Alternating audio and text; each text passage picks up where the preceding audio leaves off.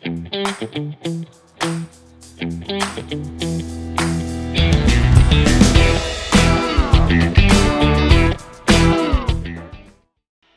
guest on the Savage Leader podcast is Sabrina Ellison. Sabrina is the Director, Entertainment Teams for the Golden State Warriors. Sabrina, thanks for coming on today. Oh, thanks, Darren. I'm totally honored to be on today with you. So Sabrina, talk to me about your role as the Director of Entertainment Teams for the Warriors. What exactly is that?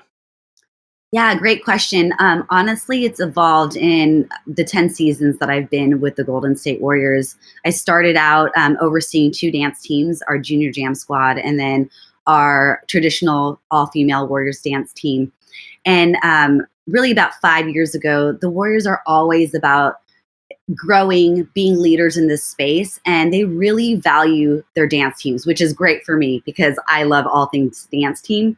And so they tasked me to really kind of create a performance umbrella of dance teams. And so about 5 seasons ago, that 2 dance team became 3. We brought on the GS Breakers.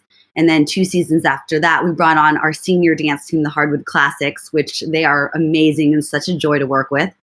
And then about 2 seasons ago, we brought in a collaboration for our female squad and kind of pivoted and realized that the pro sports industry has changed, and we brought in male hip hop dancers as well. And so we have 5 performance teams, and really it's overseeing those programs in different ways. So you're overseeing the hundreds of dancers in terms of their brand. And what does that mean? Defining these dance teams and how they're unique and how they should be engaging our fan base. Like our Hardwood Classics, when they hit the court, it's all about joy, fun, upbeat. They do movements like the worm. They do, like, one of our oldest dancers, she's 80 years old, she can go into the splits. And so for them, they're like this joyful motivating piece that reminds you that you can do anything at any age. You have our youth dancers, which are adorable, and they are amazing performers. And then you have breakers who are spinning on their head. And then you have guy hip hop dancers that are really intricate and into musicality. And then you have our traditional dance team, which they are like the face of the performance squad. They're at 200 appearances a year. And they do such a different variety of dance styles, from novelty to hip hop. And really it's about getting those dancers to really engage our fan base, not just like on the court, but off the court. So when I'm talking about brand, it's how am I working with our PR and social media teams and marketing team to use what the bigger organization wants in terms of their voice and aligning with that, and being able to use our platform to be an extension of that voice. So when we have Black History Month coming up, using our dancers to talk about that from our lens, that you can't be colorblind, that all colors, shades, you got to love and appreciate all that. And I love that the Warriors allows us to use our brand, to use our voice. And then there's that mentorship piece, like inspiring dancers to be pushed past their levels. And sometimes they come in the program and they don't even realize what they're capable of. And that's kind of where that magic comes from, when you see our teams cheering each other on, dancing at the highest level, and really performing with their hearts and souls. That's my favorite part, is really the training, the mentorship piece, helping them learn and grow on the court, but off the court as ambassadors. Like I said, they do 200 appearances a year. And so bringing in our PR team to help them with their interview skills, bringing in our community relations team to talk about the importance of their role in the community when they're reading to kids, and being ambassadors for the Warriors. And then, of course, you have the business side, bringing in revenue, budgets and forecasting. And then my favorite part, again, is going back to the creativity of creating performances, and not just normal standard pro dance team style performances, but thinking about what's happening in the month. If it's Black History Month, then making sure the piece makes sense to the month and the game that we're doing in terms of what's being promoted at a game. And so that's music, lighting, working with choreographers, and collaborating with our squads to make sure that we're doing performances that really engage our fan base. Yeah, as a fan who's gone to many NBA games, I just assume it's just you show up and all this stuff happens. These 5 different teams, this world-class in-game experience. So it's just remarkable how much actually happens from interviewing skills and other revenue opportunities. And I think there's a lot of misconceptions about dance teams in particular. So what are a few of those? I know you've obviously been in this business for a long time, but what are some misconceptions that fans of the NBA or the NFL have about dance teams? Yeah, I mean, absolutely. I love that you hit on that. Really, that these performers are just doing it for the glitz and the glam, or to meet a player. That they're not real athletes, and that is so far from the truth. These dancers, whether they're on Junior Jam, Hardwood Classics, a breaker, or on our traditional Warriors dance team, they work hard. They put a lot of sweat and time into every single routine. 1 minute routine takes about 10 to 12 hours of practice to really nail, execute, and feel confident going out into that court, or right now doing virtual videos to engage our fan base. So it takes a lot of time, and you can't just practice your skill of dance. You need to be an athlete. You need to be fueling your body with healthy foods. You need to be working out, because there's no way you can be dancing at that high level if you don't have the cardio that you need to perform at that elite level. So how did you actually get into dancing and pro dance in particular? Oh man. So I come from a Filipino Pakistani background, and those cultures, dance, entertainment, music, is really kind of ingrained in both those cultures. And so I never actually took formal training. I just learned my passion for loving dance through just going to family parties. And then when I was in high school, there was a dance team audition, and I was like, why not? I'm just going to go for it. And one of my best friends at the time and had always been taking dance classes. So I was like, I need you to teach me. I don't know what a double turn is. I don't know what a kick is. And we would just be in the middle of the street practicing, her teaching me all these technical dance skills so that I can try out for the team. And then from there, literally my love for dance and dance teams sparked. There's something that I think the world should know, is that you're the actual lucky charm between a lot of the successes of sports teams. So, having cheered for the Seattle Seahawks when they went to the Super Bowl for the first time in a long, maybe the first time ever, Oklahoma Thunder, I think, also made the NBA Finals, and of course, the three-time recent champion Golden State Warriors. So, what's your secret in terms of getting these teams over the top? Oh, that's so nice of you to think that I'm the lucky charm. Maybe I just luckily moved into those spaces at the same time. I don't know. I think it's really just being with organizations that have that forward thinking mindset of like wanting to be bigger than just a pro sports franchise, and lucky enough that there was that alignment, maybe in my personality or something that they saw in me that was aligned with how the brand was headed with their dance teams. I definitely feel like it really meshed well with the Warriors. I think I really came into my own when I came onto the Golden State Warriors, and luckily that led to being part of 3 championships. But I don't know, a little bit of luck and right timing, maybe being with the Seahawks and then the Thunder, and then definitely with the Warriors. So I'd love to switch gears a little bit. As you know, this podcast is about leadership, and I think there's so much that can be gleaned from your experience, both in terms of coaching the dance teams, but also I think for just from the mindset of dancers and performers. So I know I work with a lot of people who get nervous, to get a little bit anxious before a big presentation or public speaking, or just even engaging their team, negotiating new salary, talking to customers. What kind of mindset work do you do with the girls in terms of, and the guys as well, in terms of getting them ready to really perform? That light goes on and they have to hit it. They have to be perfect. Yeah, I think like I said, I think there's a couple things that go into it. I think it's, as a coach and as a leader, it's laying that foundation and letting them know, like, here's the expectations, and we're going to be here to guide you and coach you and make sure you don't fall at all. Like, we are not going to put you out there until we know we've all put in the work to perfect this 1 minute routine, so that you feel like you are set up for success, right? So it's that piece of like trust that you have between that coach and performer, that they know you got their back.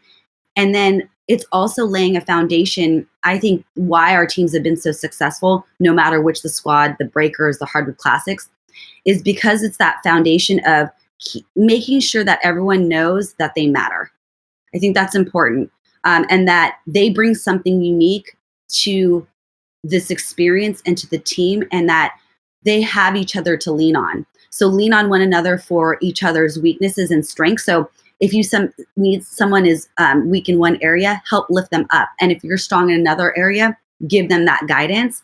And because we really create like a family atmosphere for them, I think everyone feels safe to work hard and not mess up. And that kind of creates this level of knowing that it's okay. It's okay to work hard. It's okay that everyone behind them really is cheering and rooting them on. And so when you lay that foundation of like, it's a team and we're in it together, and then you layer that in with all the hours that you expect to perfect a routine, and you're making sure that everyone's leveling up and that you're not walking away from rehearsal and putting anything on that court until everyone feels confident that it's going to be nailed. And so I think that allows people to know, like mentally, like they got it, they're locked in because they have people supporting them and in their corner. But at the same time, they've put in the work to make sure that when they go out there, they're going to be successful. Yeah, so many great points that I think is just common of leaders, whether you're leading dance teams or you're leading organizations, is you have their back, they help them lean on each other, you're just there for them all the time. I think that's just a tremendous demonstration of great leadership. What are some other things? Obviously, there's so much pressure. You're in front of a live audience, thousands of people, probably millions of people, especially during the NBA finals. How do you get the teams ready to be on camera? There's essentially no safety net. Maybe the editors can do some great job with the producers, but how do you get them ready from a mindset perspective? Because I think about people in front of large audiences as a business leader, and some tips that they can learn from your experiences in leading dance teams. Yeah, I think we live and die by growth mindset. Like that's literally the term that we use going into practices, going into the games. And I think that part of that is allowing them to know that it is a live show and things are going to happen, right? And so it's a foundation of like, hey, we want to work so hard and be out there and be confident because one, we want to post that video and show everyone all the hours that we put into that 1 minute routine. So there's always that like idea. It's like each of them are like, I have your back because we want to make sure this thing gets posted and goes out to the world to show all that we've been doing.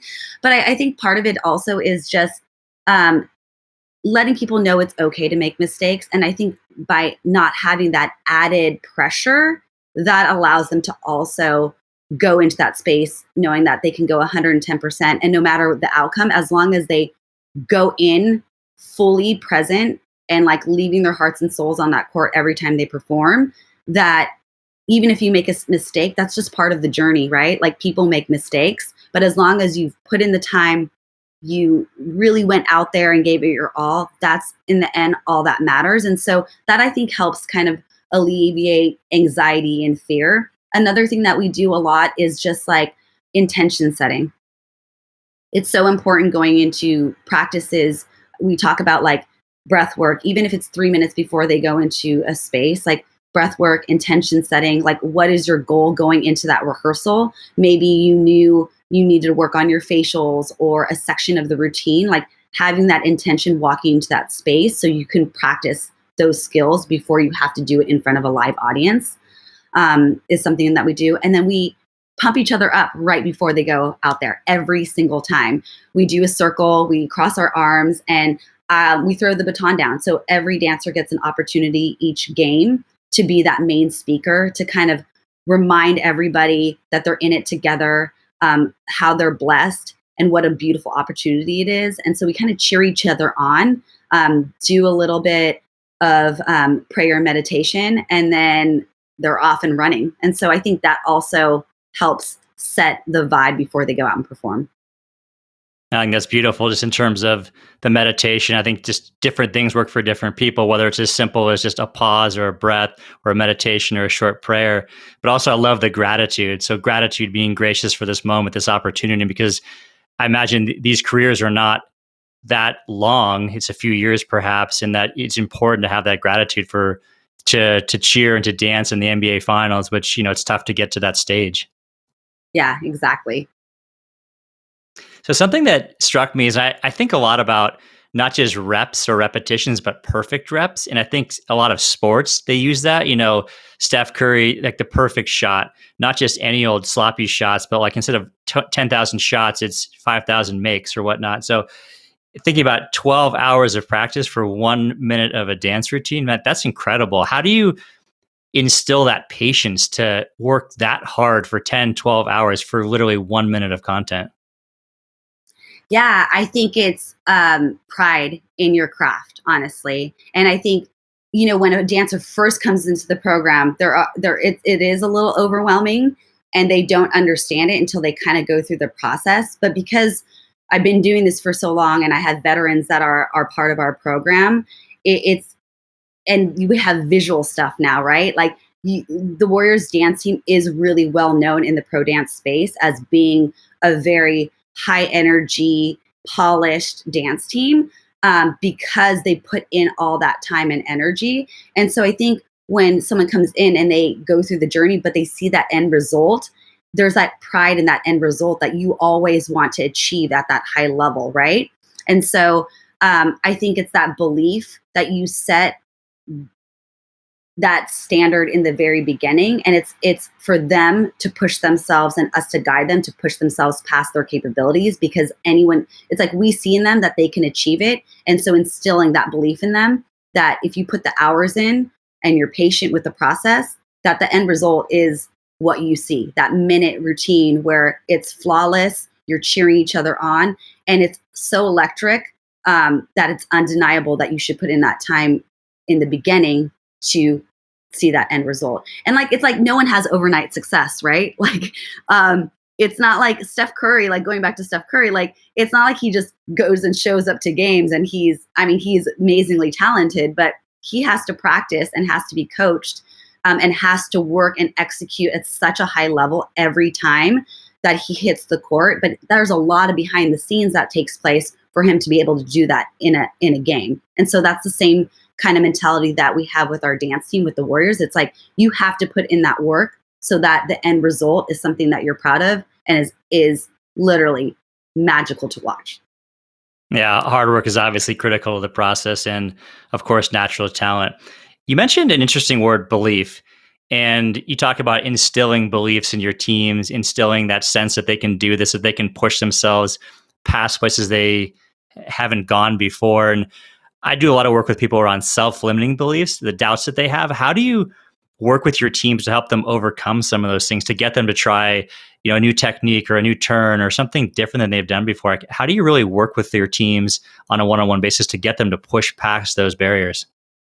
Yeah, I think it's natural to have self-limiting beliefs. I think we all have it. We all have to kind of silence that. I think part of it is building confidence in our dancers. And so as human beings, we crave wanting to know what we're doing well, and I think that helps build those foundational blocks to building out a confident performer. So it's how you communicate with your dancers.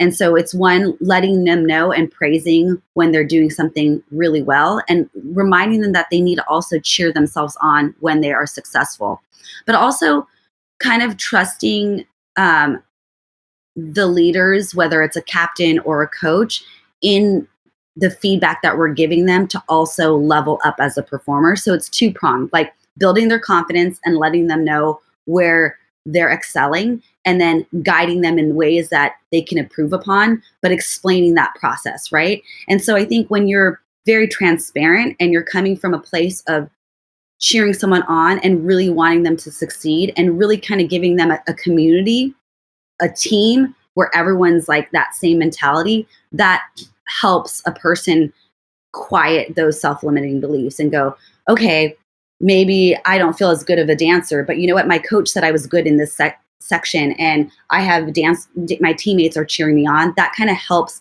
a dancer really kind of go and evolve into this amazing performer, because they start to build confidence in who they are and start to push down those negative thoughts. Yeah, no, it's so important what you said in terms of just you're that constant reinforcement. You're giving them real time corrective feedback. You're encouraging them. You're cheering them on, because what you're talking about is really hard. I mean, this is an elite group of people who are dancers and performers.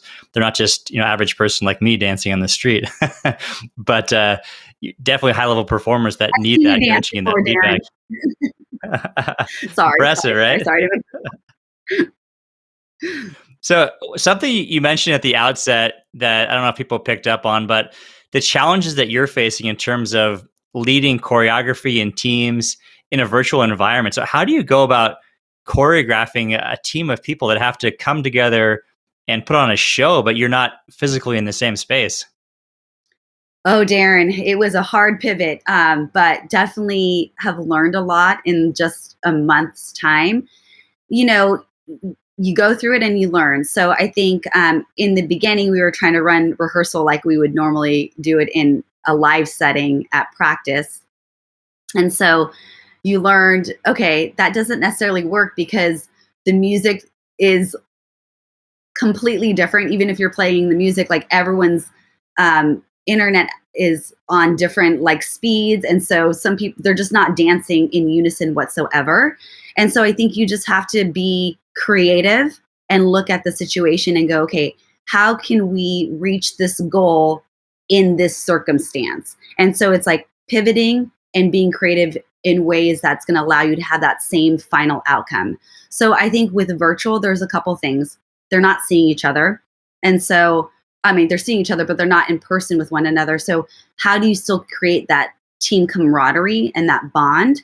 And so, like I said, I think the foundation is the team being really locked in, is the success to the end of the performance. So, what we're doing in this space is creating little committees. And so, we have empowerment committees talking about growth mindset.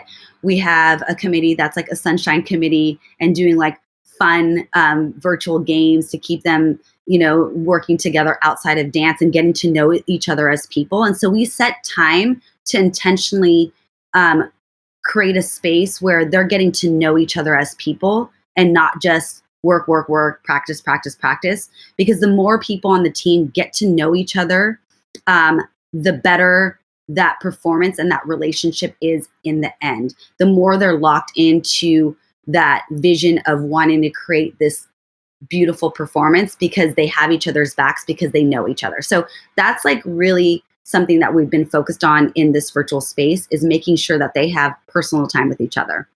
No, that's so important just because we don't have those serendipitous encounters. You don't have the time before and during breaks in practice and after practice. I think that's simulating some of that quote unquote water cooler time is really important because when we get to know each other more, we care about each other more, we want to help each other more. And I imagine that just really goes a long way towards creating strong dynamics within your team. You said it perfectly. 100%. 100%. Yeah. So it's been a crazy ride, but they've been able to do it. And honestly, we video, after we learn these routines virtually, we come to a 1-day shooting and we put them in formations and we do our final clean, and they have been able to execute at a high level because, like you said, there's that dynamics from making sure that the team is locked in personally, that they are going into the space, making sure they're prepared because they don't want to let each other down. So yeah, it's been able to, be able to create some amazing video concept videos in this space has been truly like mind blowing a little bit, but they're doing it. Yeah, I mean, it's impressive. And I think so many people can relate to the challenges of working virtual in a very dispersed environment when we're used to being able to see each other and have these serendipitous meetings and so forth. So, yeah, kudos to you for creating something that's really hard. I mean, it's one thing for teams to come together and solve a business problem. Getting a team of people to dance together, doing a routine, I mean, that's impressive. Oh, thanks, Darren. No, I mean I'm just laying the foundation. They're putting in the work, and I feel really blessed to work with such talented people. Ultimately, it's like the people matter, and if they believe in themselves and they believe in what you want to accomplish, I mean, you can go far together as a group. Absolutely. So it sounds like you're not busy enough with having a full-time job with the Warriors, having a family with some little girls. But I hear you've got a new startup. So what's Cultivate Code all about? Yeah, I mean, honestly, I think I have received so much love from the dancers I've been able to mentor on these teams. And I've also seen like hundreds of dancers literally level up and like really unlock their full potential. That to me, I just felt like the dance community needed the same kind of process or experience. Just because you're not like on a pro dance team doesn't mean you shouldn't have these tools in your pocket as well to become the best performer. But what the Cultivate Code is really to us is not just unlocking a person's dance and performance skills, but it's really elevating these performers to grow both personally and professionally. So it's a very holistic approach. Like, it's my biggest joy to really see a dancer, like, it's kind of like a caterpillar going from that and like believe in themselves and push them past their limits, and they become this beautiful butterfly. And it's one of the most magical things that I've seen and I've been able to have in my life with the teammates that have empowered me, the coaches that have empowered me. And it's giving that to not just dancers that make the pro space, but giving it to other dancers that are starting that journey, and also helping mentors being able to really elevate their coaching style and really inspire and push dancers to that next level. And so why wait to the pro space when we can start the journey now? Yeah, you're such a great example of that. Someone who had successful dance career as an amateur, but also professionally. But just what a wonderful thing you've done to go on and have this great role with the Warriors, and now as a business owner. So you're a testament to that in terms of what's possible. Thanks, Darren. It's been fun. Definitely a growing experience going down that road. But I feel really lucky and blessed to have a great partner in my assistant coach, Amira. And I think together it's like you're using each other's strengths and pushing each other to constantly improve. And I think having that teammate also makes this experience even more sweeter. So I know a lot of the dancers, some of your former teammates, have gone on to do great things. What is about dance that really prepares people from a leadership perspective? Obviously, it's performing under pressure. It's all of that teamwork, all the great examples you gave. But what are some other things, some mindsets, some behaviors, some skills that dancers are uniquely developed that enable them to be successful long-term outside of dancing? Yeah, that's a great question. I think it gives you confidence. It allows you, going back to that self-limiting beliefs, because you've excelled in this one aspect of your life. It allows you, even though you're going to having doubts or fears, to kind of suppress them and go, hey, I've succeeded in this one space. What's going to stop me from succeeding in another aspect of my life? So I think the confidence, communication skills, being comfortable to talk to different people, because you have that ambassador role that you take on as a pro dancer. And so it allows you to be able to deal with so many people in different walks of life. And that transfers on both personally and professionally. Team mentality, realizing that, things are sweeter together, that when you come together and collaborate as a collective group and bring all these minds together, you can go farther. And so I think learning all those things in pro dance and then applying them later is what has been beautiful to see a lot of people that I danced with really level up in their life. And really that's also kind of what the Cultivate Code is bringing those amazing mentors and bringing them into this space to mentor that next generation of dancers, because they've been through it and they've succeeded, and now they're giving back to help those younger dancers, excel into this next space of their lives. And how does that mentorship take place? Is this a virtual community? Is this in person? Is it one-to-one? Is it one-to-many? Like, how does the Cultivate Code work with people? Yeah, it's a virtual community. And so we have like 3 tiers. We have it's called the Unleash program. And right now this is just for dancers. Later, we're going to jump into helping coaches and mentors as well in the dance industry. But right now it's called the Unleash program. We have a 5-month intensive called Slay. And why we did 5 months is because it takes 5 months to even a whole year when we're working with dancers for them to use this toolbox and really see them flourish. And so we're bringing in different mentors virtually to talk about performance. We have Ron Kellum, who's going to talk about their why. He was artistic creative director for Circus du Soleil. He's one of the NFL Pro Bowl producers as well, and he has such a great backing. But other than those accolades, he's really just this amazing person that really kind of gets you out of your comfort zone and reminds you like to focus on your purpose. We have other mentors coming in the space to talk about the business mind and how do you excel off the court or off the field, both on and off the field and on and off the court, and using what you learn in dance to apply it in your personal and professional life. So it's really it's not just about me and Amira mentoring them, but bringing in some great industry leaders to help these dancers level up in dance and in life. That's fantastic. I mean, mentorship is so important, whether it's informal or formal mentors you have at work or people you know from the community. It's such a gift, and that's really neat. You're providing that to the dance community to start, and then I'll be interested to see how far that goes. Thank you. I'm excited. We just started the journey, but I definitely am really lit up by this experience and excited to give, that love of dance and coaching to other people in the dance industry. So I'm stoked. Yeah, there's so many people in the world who can benefit what you do for the limited folks that are on your team. So that's really neat that you'll be giving that to a much larger community. So where can people who are interested in the Cultivate Code, where can they find out more about the community? Yeah, if they go to the cultivatecode.com/join, that's our main page to talk about our offerings. It shows our mentors that are going to be coming into this space and helping us mentor the dancers that are going to be part of the program. Great. Cultivatecode.co/join. Beautiful. And what about if there's any aspiring dancers, break dancers out there? Where can people find out more about joining the Warrior dance teams? Yeah, we have 5 different teams. So the junior dancers, our traditional Warriors dance team, our senior dance team. So if you're 55 and up and love to dance and want to perform and be part of the Hardwood Classics, we have our GS Breakers and then our Blue Crew. So if you go to warriors.com wait, what is it? What am I saying? Backslash, not backsplash, sorry. Warriors.com /dance team. It'll have all of our dance teams there for them to click through and figure out which team they want to join. Fantastic. Well, Sabrina, thank you so much for coming on today. I know you've got so much going on with your family and your work and now this new business. So really appreciate your time. Thank you so much, Darren. It was an honor.